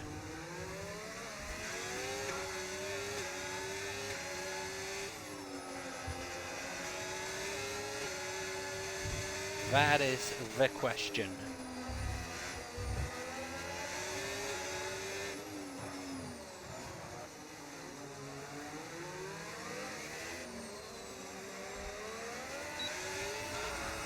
DRS is enabled, and once again we're just hearing that wheel spin coming off the final corner.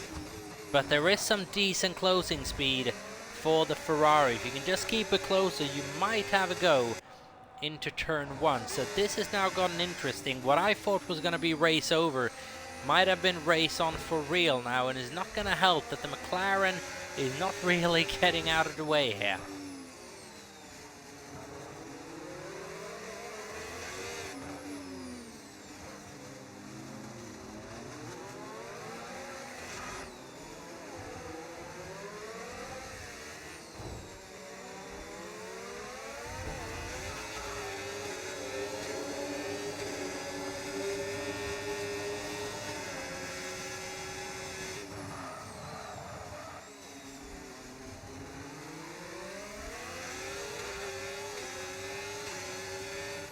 So then, Squidge versus Tess. Heading into the swimming pool section.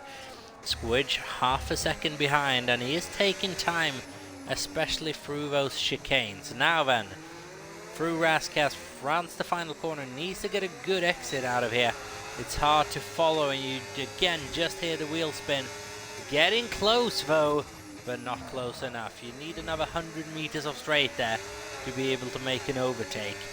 How is this going to play? Here we go. Squidge has a run on Tess. Maybe rounds the outside into sector 2, but no, not quite.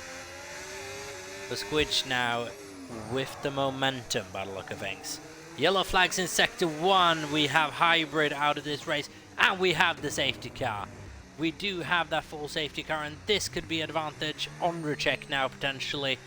Is Tess and Squidge going to have to respond to this by bolting on another set of tyres and surrender the lead to Undertech? It will not be ideal one bit. This now has flipped the race on its head. Undertech, for him, it'll be a no-brainer to go into the pits. At worst, he'll come out P3. It is all depending on what Tess and Squidge will do. Luna finds herself in a bit of a peculiar situation. Probably have to come into the pit. It's a free pit stop for Luna, actually, for a full safety car. So you would imagine medium or soft tire, medium tires going on to the end for Luna then. But what is Tess and Squidge going to do? Undercheck comes straight in for medium tires, you would assume then. As for Tess, does he come in? No. Squidge stays out as well. That's to get by Undercheck then, who's going to be on better tires. And a new front wing is going to slow down. Luna, for whatever reason, does not come into the pit lane. Is that a time penalty that has to be served in the pits? If it is, no, it's a free second. Don't actually quite understand why Luna hasn't bolted on a set of medium tires there to try to attack Tess or Squidge. The advantage is going to disappear. This'll be interesting. So this is the race neutralization that we were looking for. Dry running in Monaco. Who is going to respond? And I'm surprised Ray doesn't go into the pit lane either for medium tires, even though there's the gap to do it. This is very surprising to me. This is very, very surprising to me that no one's coming into the pit lane. It's a mandatory 2-stopper, but it doesn't mean you can't do more than 2.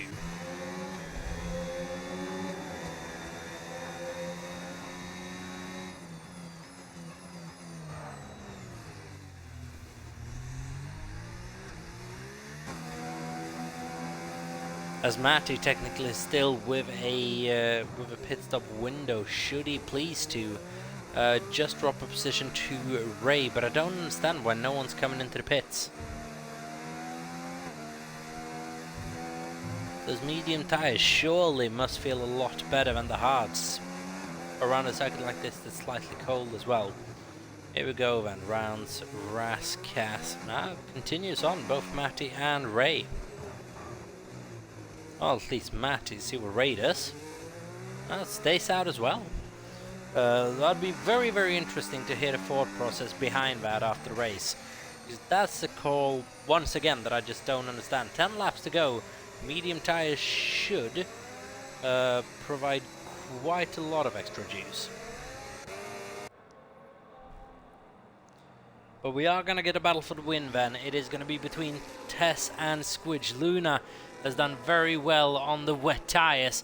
How will that translate over to dry running? That we will have to wait and see. Very, very different circuit this in dry conditions.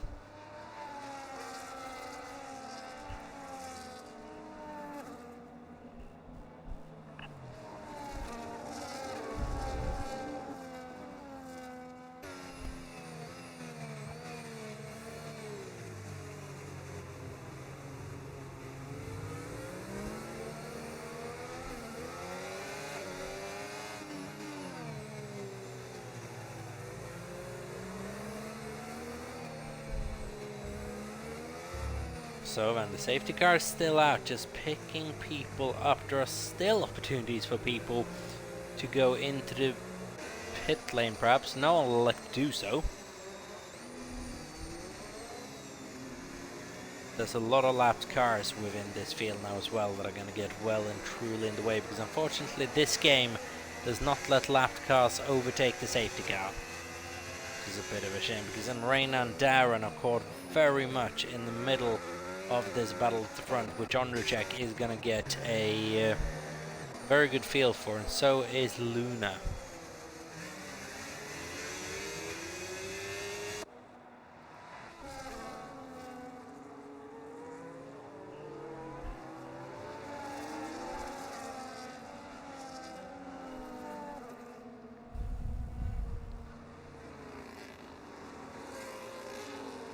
So then it's a race reset with 10 laps to go. The race I'm thinking would be restarted on this lap, but I'm not quite sure.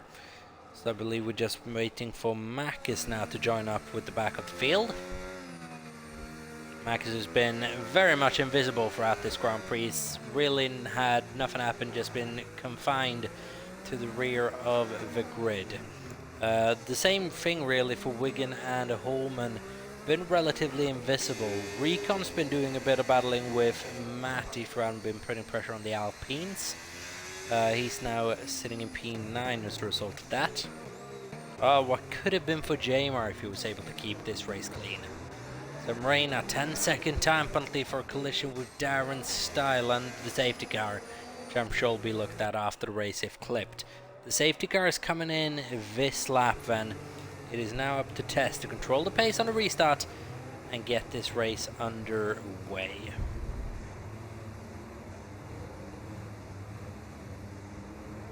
So then, at Tessa's command, we'll get this race restarted. There we go, I believe. Yep, there we go, and Squidge is following him very, very closely. Oh, what could have been done with a nice set of new medium tyres. We'll wait and see. Those medium tyres allows Ondracek to attack Luna straight away. That is the advantage of the medium tyre here. Ondracek wasted no time as Squidge is wasting no time trying to put the pressure on the championship leader. And is something going to happen into Lowe's? Tess actually has to go defensive. Here we go then. It is well and truly on.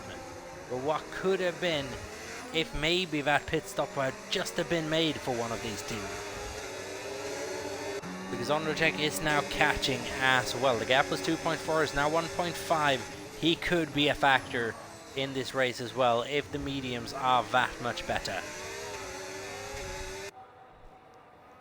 So here we go then. Tess, Squidge and Ondracek. Luna losing out immediately on that restart, and she'll be absolutely fuming with that. But those mediums just working well. Now within a second is Ondracek as well. And McLaren going into the wall as here goes Squidge with DRS then, but he's not close enough. 1:14.3 on the restart lap is Ondracek's fastest lap of the Grand Prix as well. Those mediums are just working well, and Reina out of this race, retiring in the pit lane.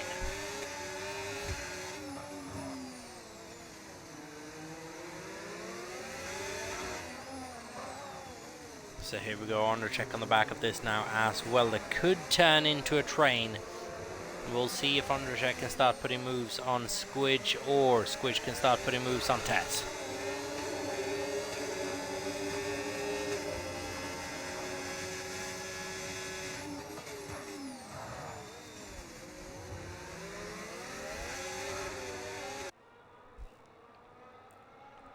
So then, the battle for the win is well and truly on. It could be any three of these. Tess and Squidge have made contact relatively recently. The last time these two found each other on track, it went wrong in the final corner of the race. That was back in Vegas.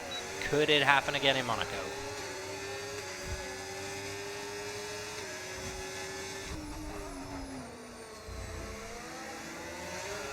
As Tess then becomes the fastest man on track, and Ondracek immediately snatches that back away from him.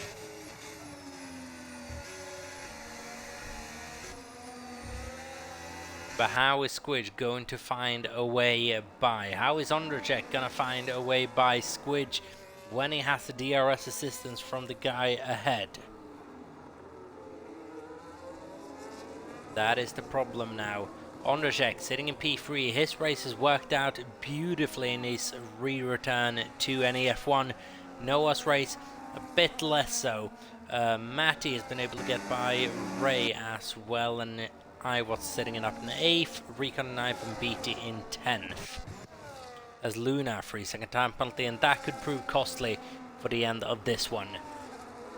That could prove very, very costly, as Rain has now left session. A BT gets a 3-second time penalty, promoting Holman temporarily up into the points of Mr. Wilco as well. And this race will be decided in a couple of ways on penalties. And here we go. Squidge closer to Tess this time around.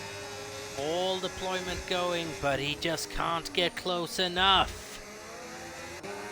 And it's when Tess starts deploying that defensive battery as well that you just notice is not really happening, because these two guys are running, they're running the same downforce sled, they're practically running the same setup around here, you would imagine.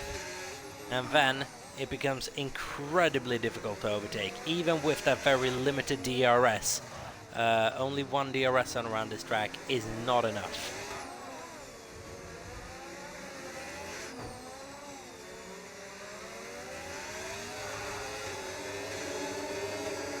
Could something happen down to the chicane, and here comes Squidge. Tess covers the inside Squidge. He's getting close enough to think about a move, but Tess is just good enough to be able to defend it, not leaving Squidge anything. And that is the problem with Monaco. It is not wide enough for these cars to go side by side. Squidge knows it. He needs to have a serious advantage heading into the next corner in order to make an overtake, and Tess is so good at just placing that car firmly in the way.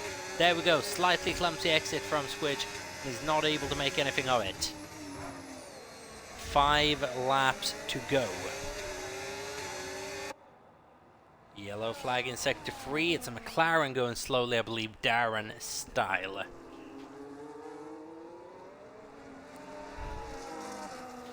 And what could have happened if one of these front runners had the mediums on? I'm just so curious to know if that could have maybe provided the extra grip boost needed to get that overtake done. Squidge has been hounding at the back of Tess for basically the entirety of this race, but again, just can't get close enough. Here we go, little bit of a run down to the chicane, but not anywhere near close.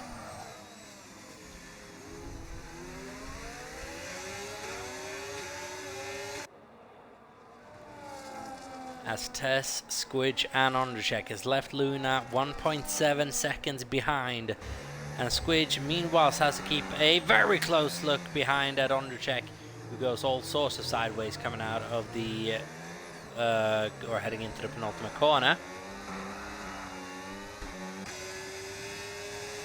As Darren has retired from this session, we have yet another full safety car, which will slow everything down, and we'll have 1 lap, 2-3 laps maximum worth of racing at the end. Recon 10-second time penalty for a collision with iWatts. Those can be investigated after the race, and we now are having quite a couple of people into the pit lane for front wings, new tyres perhaps as well.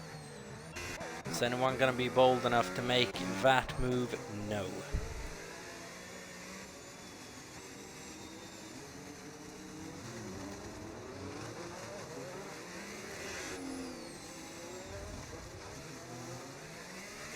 We started with 20, we have 14 drivers remaining.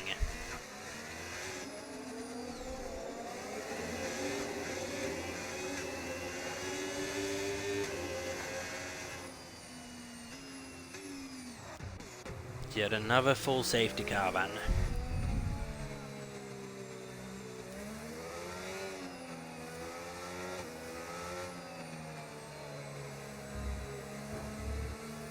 Oh, that's a stupid knock to the front wing for Squidge 2017, just risking a bit of damage.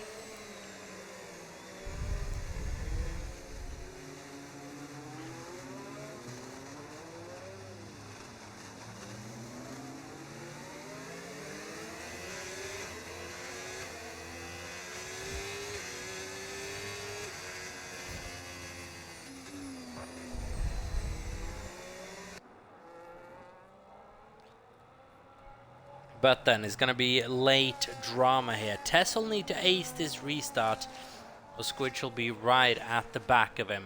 This has brought Ondrzejczyk just maybe slightly closer on the medium tyres as well.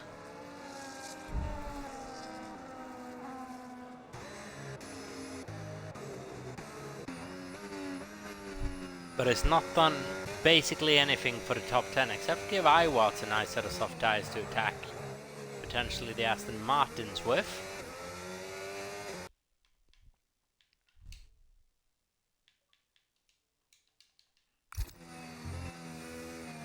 So this is looking very, very, very interesting. Noah in P5, Luna in P4, Undercheck in third, Squidge in second and Tess in first.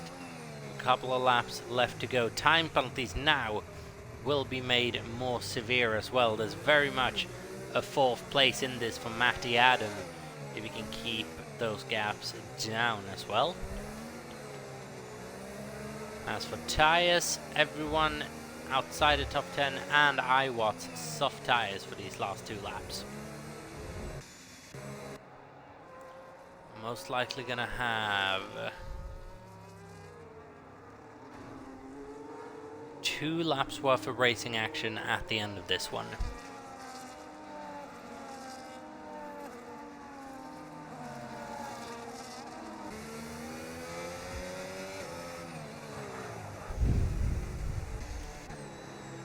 So then everyone just halving up the batteries, getting ready to go once more.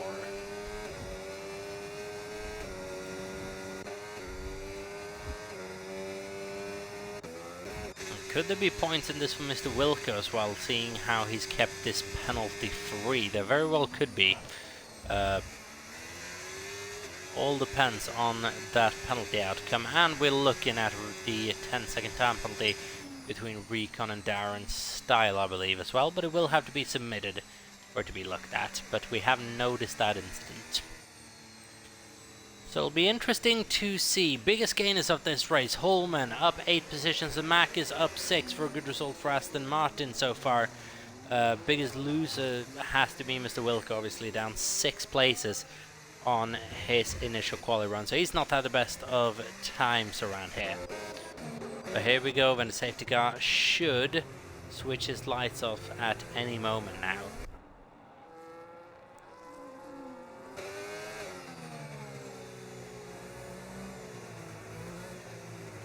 As there we go, the safety car is now coming in this lap.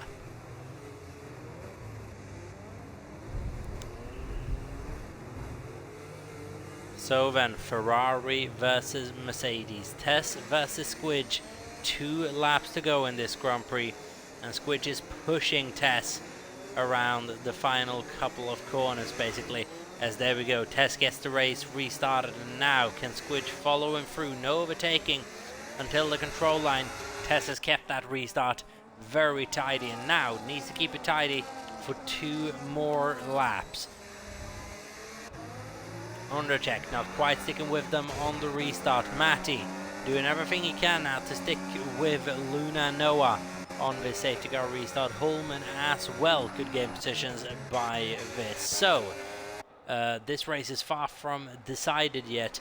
However, it could be very tricky now for Squidge with interrupted momentum to try to find a way by. He's going to have a lap and a half to do it, which would be one of the moves of the season, I'm sure, unless he tries to force his way by.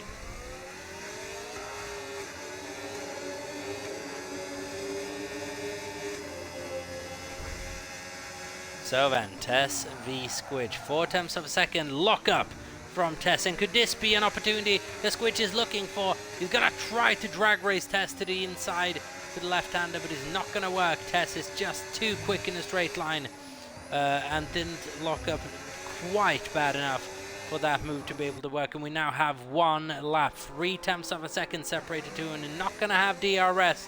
Will be enabled at the end of this second lap, so it will all be natural. Tess is not invulnerable to a lockup or a slight mistake, but Monaco can Squidge find a way by just somehow.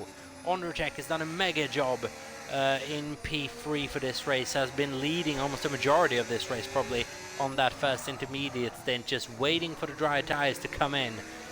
Tess though feels like he's got this very much in control. He has just a couple of more corners to fend off and 1 real overtaking zone, maybe 2 into Raskas, but Squidge is not near enough on this opportunity to even think about having a go, and Tess should surely hold on to this quite nicely unless there's a mistake coming just now. So here we go then, through Casino for the last time. And now I think we can confirm, as we're heading into Raskas shortly, that Tess will be the winner of the third Monaco Grand Prix in NEF1, and he has had to fight for it. He's been under pressure for the entire race, but it's not going to matter as Tess makes it 2 in a row and extends the championship lead. He wins the Monaco Grand Prix with Squidge in second and Ondercheck in third. Luna picks up a 4th place, turns into a 5th place, 6th place even. Matty 4th place in the end, with Holman in 5th, Luna in 6th. Noah finishes 7th. Iwat in 8th for another strong result for Mercedes, who just climb away with the constructors right now.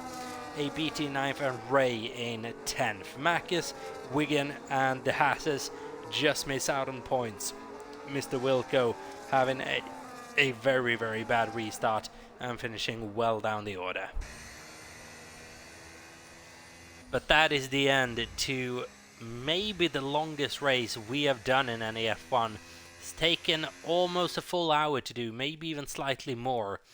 But Jesus Christ, we did have a battle for the win. We did have a couple of attempts made by Squidge 2017, but it is Monaco. It is so hard, and Tess was able to just hold on in the end. Congratulations to the British Mercedes driver, holding on to the victory here in Monaco and extending his championship advantage yet again as we're heading into Silverstone next week out.